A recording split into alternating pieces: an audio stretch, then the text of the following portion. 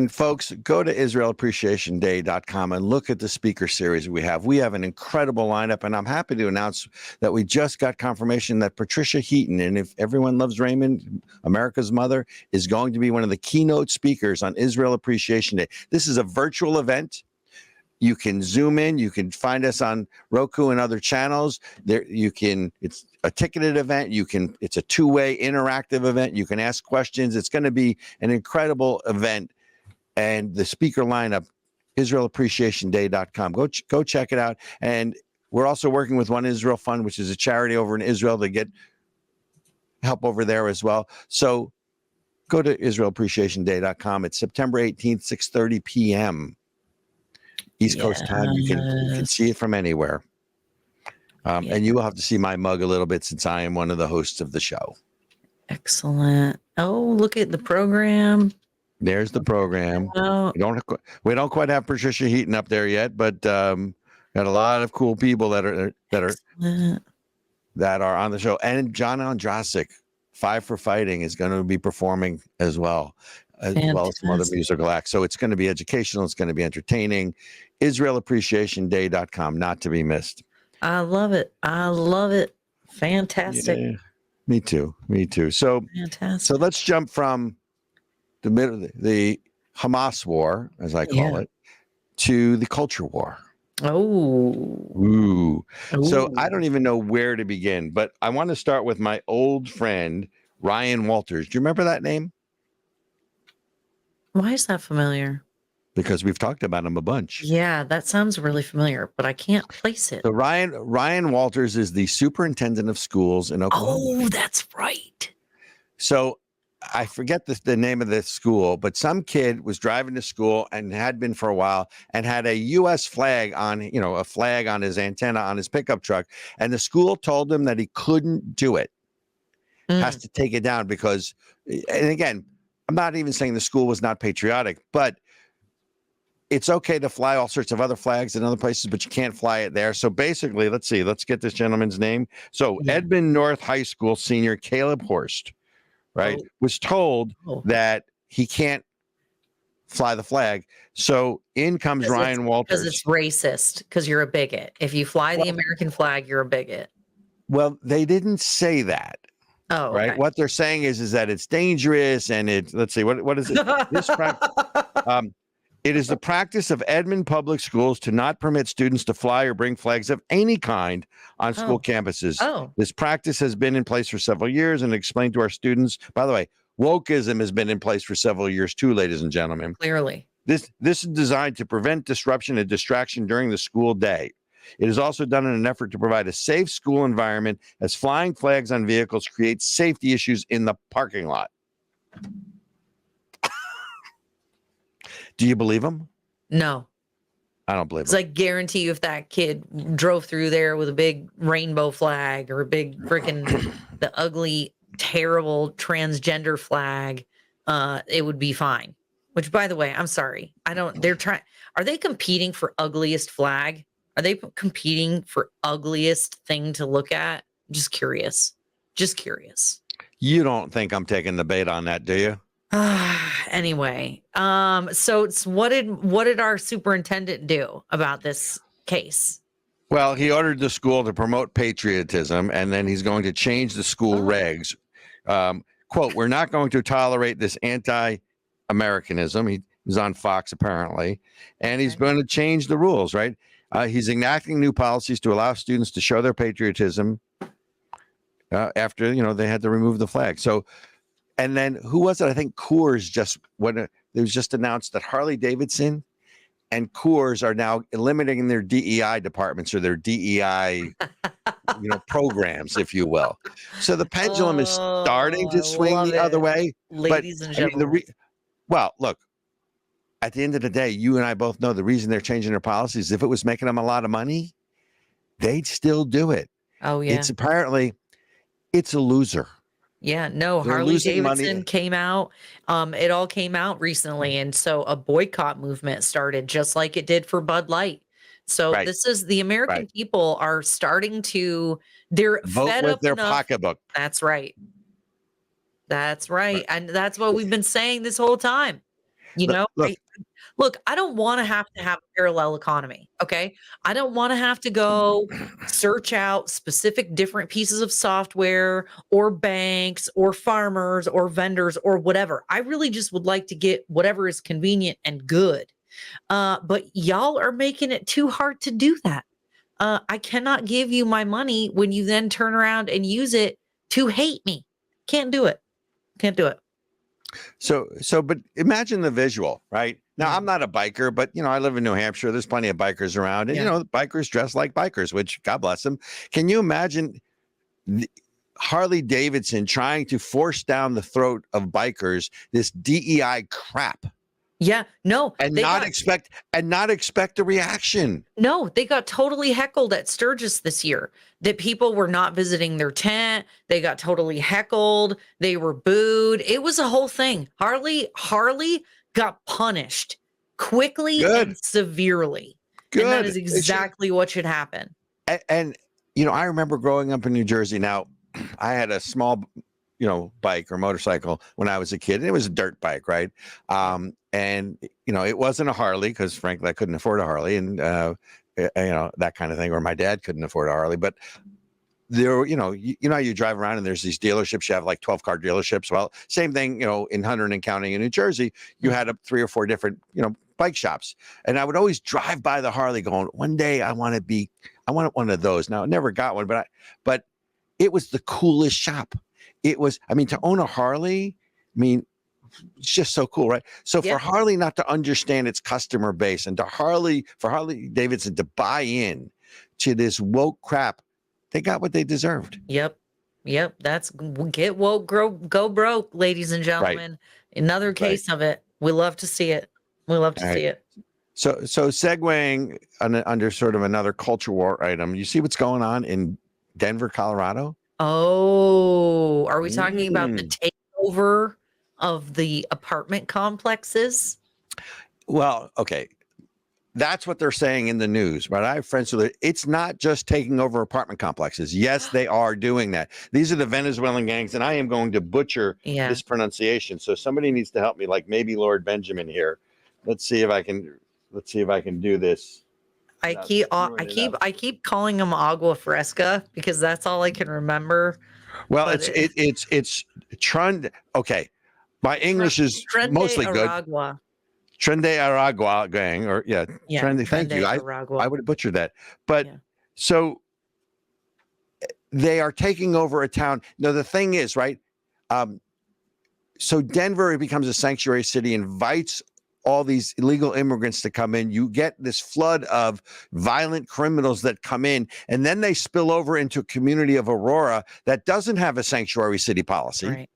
but they're bearing the brunt for this culture war policy, or this DEI policy, because all immigration is good, and because America has to welcome all its immigrants with open arms, which frankly is really not the right interpretation. Anyone can come here, but you have to come here legally, right? Yes. But again, you're 5 days away from fundamentally transforming the United States of America. What did you think they were doing? They're fundamentally transforming it by flooding it with illegal immigrants. Well, and here's what's so funny about it is these gangs are going to figure out how to take advantage of the system. So Aurora, for those of you who don't know, it's a suburb of Denver. Okay. And it happens to be a low income, more ghetto, as they say, part of Denver, or a suburb of Denver. As a matter of fact, when my father and his wife, my stepmother, moved there, the first night they were there, her car got stolen, and they found it. And they found it like a month later. Wait, when was this? It was many years ago. This was not recently. So this was back in the 90s, I think. So if Aurora has always been kind of a bad part of town, and then you invite tens of, 40,000, I think they said 40,000, that they know about, asylum fraudsters come to Denver and they're going to find the places where they could take advantage. So they went to low income areas, low income housing, where there isn't the police presence, where they've been defunded, where they can, where the people cannot defend themselves because they're in state housing. I mean, these are the scum of the earth, ladies and gentlemen, scum of the earth. And I think the thing that concerns me is so Jared Polis, who is the governor of Colorado, basically said nothing to see there. No, it's not real. Can't do anything. Can't do anything. Can't do anything. Powerless to do anything. Did he say that we can't do anything or that the problem doesn't exist? I read that he said the problem doesn't exist. Oh, I wouldn't be surprised. Maybe it's the police and the other people in the Denver area. So the local jurisdiction is basically saying they can't do anything about it. That because I'm assuming it's squatter laws. Honestly, I haven't gotten a good excuse for why they can't just go in and murk these people or get rid of them. Sorry, excuse me. Did you just say murk these people? Don't repeat it, Robert. Don't. I was going to ask what that means. I will just play it along because that's another one of those things we might get kicked off YouTube for. So point is, I don't know why you can't just get rid of these people. Wait, Lord Benjamin, because look. Ben Redic, you are the man, right? He's our producer. Yeah. And he has all. So he said the Colorado City Council member fires back after governor's office dismisses armed gang takeover as imagination. There you go. Yeah. So tell the people who've been killed and tell the people who've been forced out of their apartments that it's a figment of their imagination. So, I love it. I cannot. They just lie. These people just lie. But it's the same story, Ericka. We opened the show with the monologue that weakness breeds, right? What does weakness breed? Aggression. Right? If you do not stand up to the bully, you get more of the bully, or in this case, more of the bullies, right? So it's no different than if you're dealing with Iran than if you're dealing with, you want to pronounce it again? Chernin and Ericka, those guys, right? So the Venezuelan,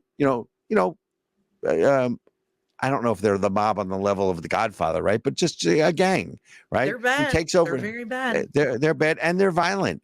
So let's see. By the way, take the guns out of citizens' hands who want to defend themselves. Yes. Because these guys are going to get the guns anyway. And but it's a figment of our imagination. So that's my second culture war item today. Why do you hate being victimized, you bigot? I don't hate being victimized. I just won't be. Oh Lord, that's what we need. I just won't be. You know what my mom always says, my sweet mother, she's like, we need to send the Texas Rangers up to Vermont to show them how to, to whip them into shape. And I'm like, you know what, Mom, you're right. I think you're right. And so maybe we need to do that to Colorado too. Look, I think. Look, there are 50 states, and I think each state needs to get their act together.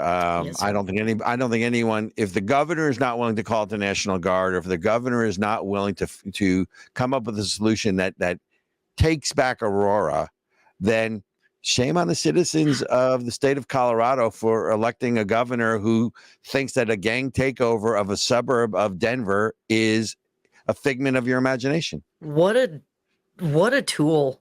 Like, what an absolute tool. So, once again, ladies and gentlemen, elections have consequences. So, people of Colorado, I have friends in Colorado, but, you want a different outcome? It reminds me of, did you ever see the movie Working Girl, where, a young Alec Baldwin proposes to Melanie Griffin in the bar, and she says, maybe, and he goes, maybe, what kind of answer is that? She said, you want a different answer? Ask a different girl, right? Same thing. You want a different answer in Colorado? Vote a different person into office, which we both know they're not going to do. But yeah, ladies and gentlemen, if you're in Colorado, if you're watching from Colorado, comment below. Does your governor suck? Are you going to vote for a new governor? When are your elections? Ladies, everybody watching, comment below. What states? Comment your state and whether or not your governor sucks. I'm just curious if you guys feel the same way as we do. But why does this stuff only happen in blue states? It's Democrat policies. It's Democrat policies. I mean, show me a red state where some gang is taking over a city. The only red state where there's that happening is because it's in a blue city.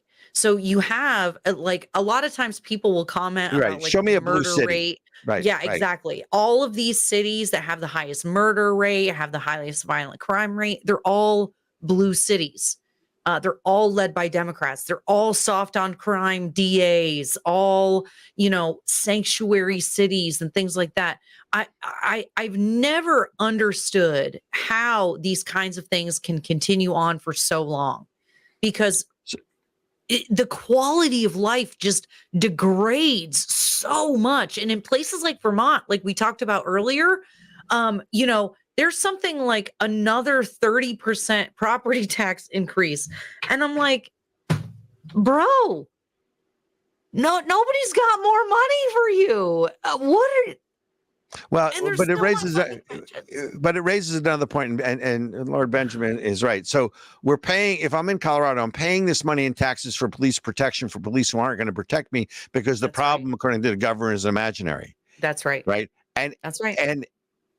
And yet it's my money. I mean, no one really the politicians do not think it's our money. That's problem number one. They think it's sort of it's like noblesse oblige, right? It's like, it's their God-given right to spend our money. But I'm spending money on taxes in part for police protection, and yet I'm not getting protected because now they're redefining it, right? The problem doesn't exist. It's imaginary. All right, let's move on. Let's keep this thing moving. All right. Excuse me. And then there's Title IX in Wisconsin. Did you see that one? We're still under culture wars, folks. Oh. We're going to talk about Kamala later. Or Kamala, whichever one is racist. Or Kami. I like Kami better. I just think it's a much better short for her.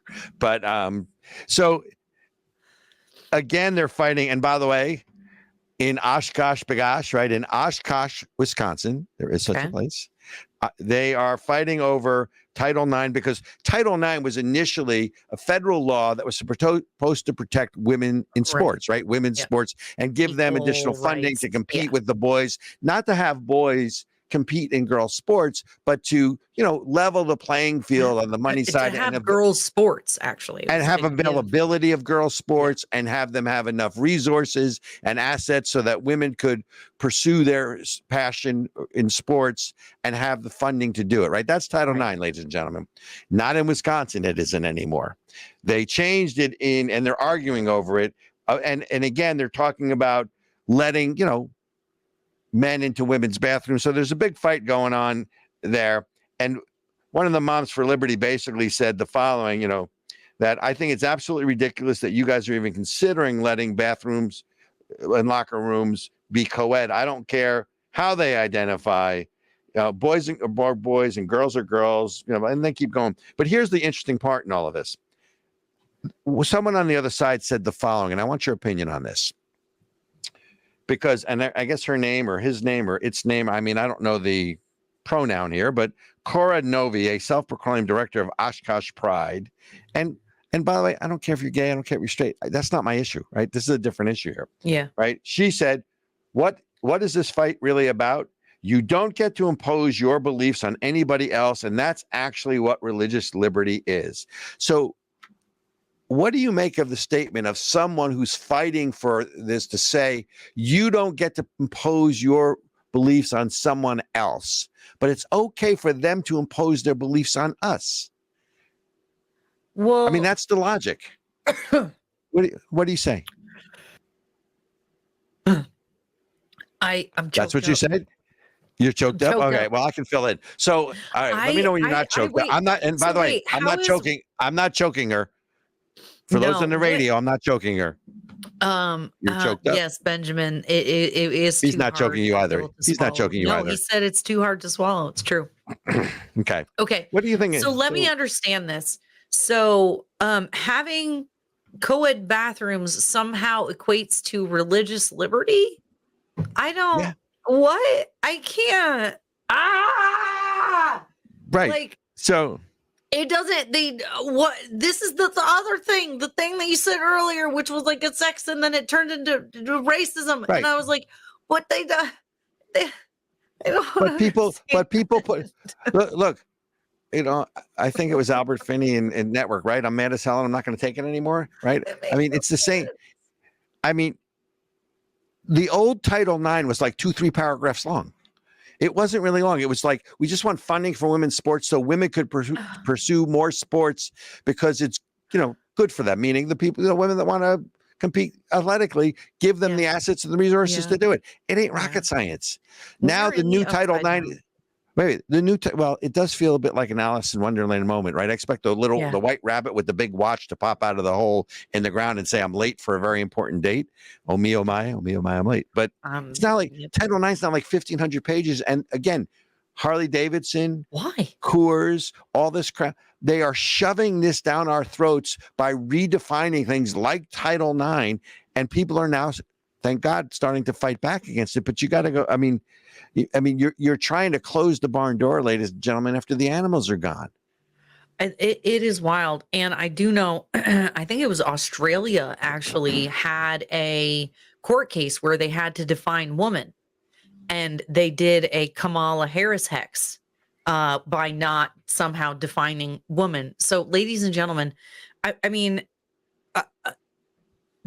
what is so insane to me is what's funny is feminism has come so full circle that we have now granted men the right and the ability to abuse and take advantage of us, to steamroll us and take our things. Like that is, I mean, that is what we're talking about. Feminism has gone so far off the rails that now we actually have this Cora person arguing that it is okay for men to take women's stuff and be in their space. And right. Hey, works for me. Just kidding. Hey. Yeah. I think it's time. Where can they find us? No, we're not leaving, folks, but we want your comments. Where can they find us?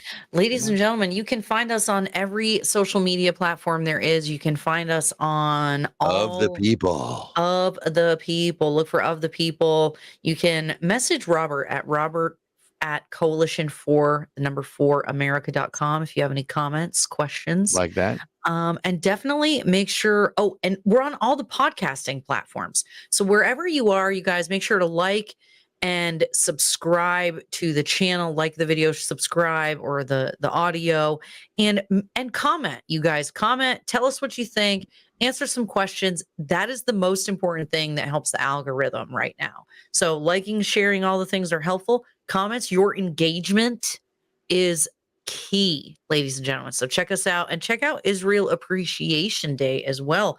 We've got Israel Appreciation Day social media set up now as well. And check. I'm telling you, this is a great lineup of speakers, and it's not going to be the same boring speakers that are going to put you all to sleep. This is going to be educational, fun, informative, but focusing on all the reasons why Israel is important, not just to Israel, but to us, and all the good that Israel does that nobody talks about because all they think, well, Israel is a occupier and they're white and which, by the way, folks, all Israelis aren't white. And by the way, all Israelis aren't Jewish either. Go figure that out for size. So anyways, take it to the break. I'm going to get in trouble.